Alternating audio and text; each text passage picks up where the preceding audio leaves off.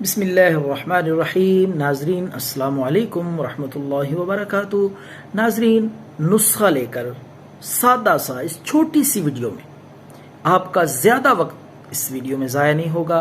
1 minute में बात को ख़त्म करूँगा। वो हजरात जिनको जोड़ों में दर्द रहता है, कमर में दर्द, जोड़ों में, घुटनों में दर्द, तो उनके लिए अनमोल सादा सा मायारी टोटका लेके आपकी खिदमत में हाजिर हूँ। तो नाजरीन, रात को रोज़ाना सोने से पहले आपने 2 अदद हरीड़ का मुरब्बा, ये तैयार शुदा आपको हर पिंसार स्टोर से मिल जाएगा। तो हरीड़ का मुरब्बा ला के रख लें। तो नीम गर्म दूध, 1 कप नीम गर्म दूध लेके उसके साथ ये इस्तेमाल करें।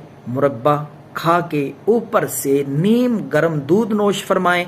इंशाअल्लाहुल अजीज दर्द, कमजोरी, वीकनेस खत्म हो जाएगी। दुआओं में याद रखें। अल्लाह।